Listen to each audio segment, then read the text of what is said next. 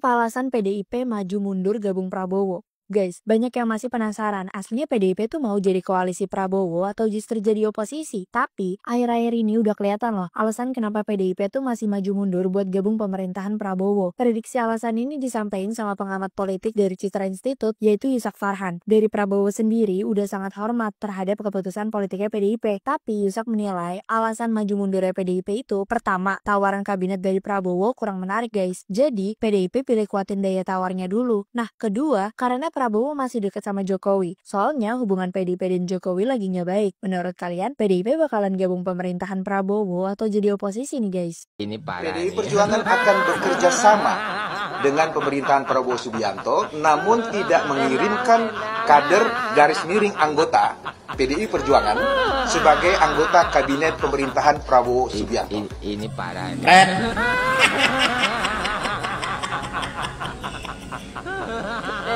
Nggak ngirim kader katanya. Kalian percaya nggak? Ini parah. Karena kalau udah gabung ngirimin. Sekarang aja ngomong nggak ngirimin. Jangan mau Pak Prabowo, jangan mau. Pokoknya jangan mau. Kami sebagai pendukung Pak Prabowo, kami nggak rela PDIP ini masuk ke pemerintahan. Nggak rela sama sekali Pak. Pemerintah itu butuh oposisi Pak, biar balance gitu jalannya roda pemerintahan ini. Jangan masuk ke pemerintahan semua, rakyat yang jadi korban nanti Pak. Pokoknya nggak rela, biarin aja PDIP jadi oposisi Pak. Dengerin kami Pak, para pendukung Bapak.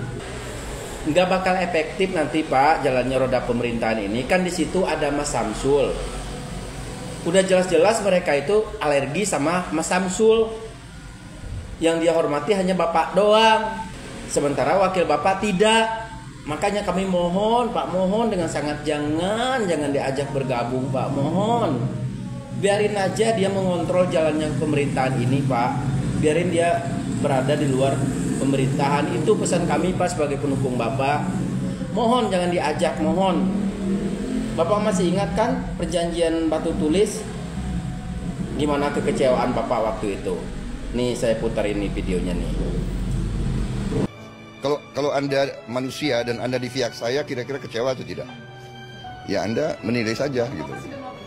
Saya sudah minta ya cukup lama lah, beberapa bulan gitu. Saya tidak mengerti apa salah saya karena saya selalu menghormati beliau dan saya tidak merasa berbuat apa-apa. Saya menjaga karena saya ingin kebaikan untuk negara dan bangsa kita, ya jadi itu. Tuh kan, masih ingat kan? Makanya Pak mohon jangan diajak. Sudah aja PDIP itu udah bagus jadi oposisi. Karena kalau mereka jadi oposisi, mereka tuh merakyat banget Pak, memperhatikan rakyat. Makanya bagus kalau dia jadi oposisi. Jangan masuk lagi ke pemerintahan, mohon ya Pak, mohon. Semoga Pak Prabowo dan Partai Gerindra atau Kim Plus itu mendengar keluhan-keluhan kami ini sebagai pendukungnya gitu ya. Mohon Pak jangan diajak, jangan. Kami masih ingat kekecewaan Bapak waktu itu, waktu Partai PDIP mengingkari perjanjian batu tulis itu. Kami masih ingat Pak. Bagusnya PDIP itu di oposisi Pak, bukan masuk ke pemerintahan. Nanti kalau semuanya masuk pemerintahan, rakyat yang jadi korban Pak, nggak ada lagi pengontrol jalannya pemerintahan ini, begitu loh Pak. Jadi harus ada yang di luar. Nah itu udah cocok sama PDIP, seperti yang mereka lakukan di zaman Pak SBY 2 periode. Biarin aja mereka di luar pemerintahan. Gunanya untuk apa ya? Untuk mengontrol jalannya roda pemerintahan ini, begitu loh. Kalau semuanya bergabung ke pemerintahan buat apa pemilu gitu kan? Aduh. Ya, jadi sekali lagi pemerintah itu butuh oposisi, bukan hanya sekedar posisi. Oke, Pak? Kode nasi goreng. Ada yang lagi hit di kalangan komentator politik di medsos mengenai wacana pertemuan antara Megawati Soekarno Putri dengan Presiden Prabowo Subianto. Wacana ini mengemuka menyusul adanya pernyataan dari pihak PDI Perjuangan yang akan memilih menjadi mitra strategis pemerintah ketimbang menjadi oposisi. Baru-baru ini Sekjen Partai Gerindra Ahmad Muzani yang mengaku sebagai penghubung antara Ketua Umum PDI Perjuangan dengan Presiden Prabowo menyatakan kepada wartawan bahwa wacana pertemuan Megawati dan Prabowo Subianto sangat mungkin terlaksana. Ahmad Muzani juga mempertegas niat PDI Perjuangan untuk mendukung pemerintahan Prabowo Subianto.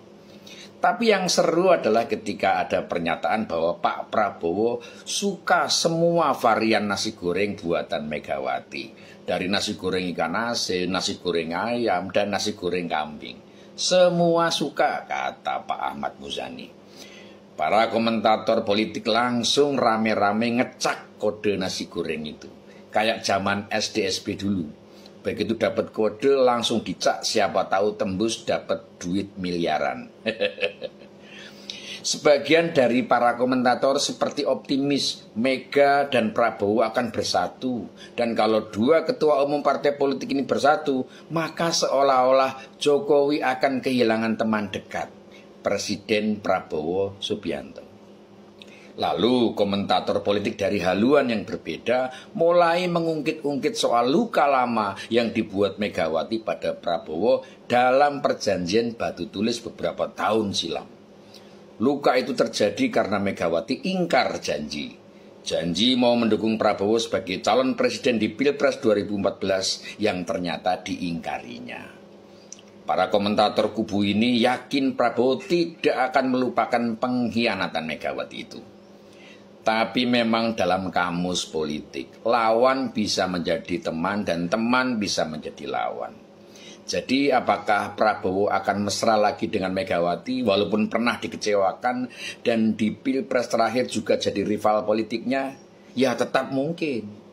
Terus kalau Prabowo mesra dengan Megawati, apakah Prabowo akan menjauhi Jokowi? Apakah hutang kebaikan antara Prabowo dan Jokowi sudah lunas? Ada fakta kecil yang harus kita ingat tentang hubungan Prabowo dan Jokowi. Ketika Jokowi dicalonkan menjadi DKI 1, sebenarnya Megawati ragu-ragu. Tapi Prabowo tegas dan kuat mendukung Jokowi yang waktu itu berpasangan dengan Ahok. Lalu setelah Jokowi berhasil menjadi gubernur dan performanya terbukti bagus, Megawati lalu mendukung Jokowi maju sebagai presiden di tahun 2014, di mana ini menjadi pengingkaran janjinya pada Prabowo di perjanjian batu tulis yang akan mendukungnya. Sukses jadi presiden 2 periode, Jokowi melakukan balas budi dengan mendukung Prabowo menjadi presiden di Pilpres 2024. Jokowi pecah kongsi dengan Megawati dan PDI Perjuangan yang mendukung Ganjar Pranowo. Jokowi terlihat tidak melupakan kebaikan Prabowo yang mendukungnya sebagai DKI 1. Dan bahkan ketika mereka harus berhadapan 2 kali sebagai rival di Pilpres, Jokowi mengajak Prabowo bergabung di dalam kabinetnya sebagai sebuah persiapan menuju RI 1 pasca kepemimpinannya nanti. Jokowi dan Prabowo bersahabat dengan cara yang unik, saling mendukung, berkompetisi, tapi sampai akhir tetap konsisten menjadi mitra yang setia. Bahkan ketika Prabowo akhirnya terpilih sebagai presiden, dengan kerendahan hatinya, beliau menyatakan kebaikan dan ilmu yang beliau dapatkan dari Jokowi, sahabatnya itu. Mereka pernah beradu, mereka pernah berkompetisi, tapi tidak pernah saling mengkhianati dan ingkar janji. Dan para analis nasi goreng harus ingat, beberapa saat lalu Presiden Prabowo menyatakan keprihatinannya yang mendalam karena serangan, hujatan, dan fitnah yang ditujukan kepada Presiden Jokowi hingga Ibu Iriana. Pernyataan ini adalah bentuk kesetiaan seorang sahabat kepada sahabatnya yang disakiti oleh banyak orang.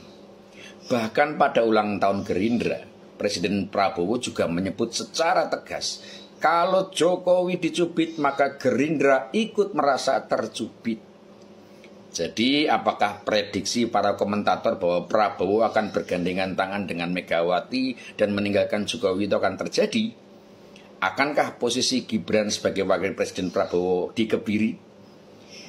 Persahabatan Prabowo Jokowi memang menghadapi ujian berkali-kali.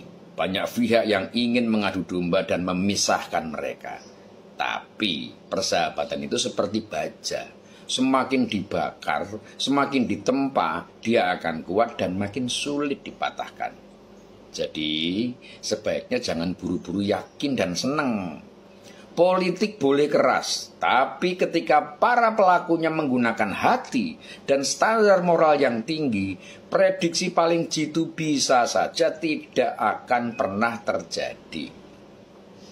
Prabowo memang suka nasi goreng Megawati, tapi nasi goreng akan habis ketika disantap dan akan dicerna tubuh, lalu berubah menjadi kotoran yang dibuang keesokan harinya.